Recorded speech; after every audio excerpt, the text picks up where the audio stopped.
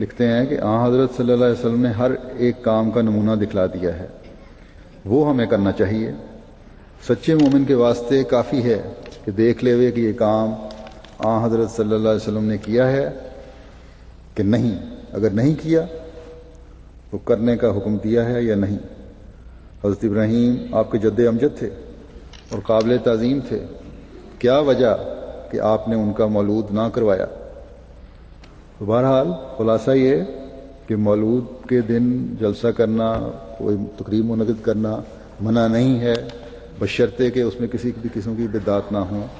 हज़रत सल्लल्लाहु अलैहि वसल्लम की सीरत बयान की जाए, और इस किस्म की सिर्फ यही नहीं कि साल में एक दिन हो, सीरत ऐसी है महबूब की सीरत जो बयान करनी है, तो फिर सारा साल भी मुख्तलिफ वक्तों में जलसे हो सकते हैं और करने चाहिए।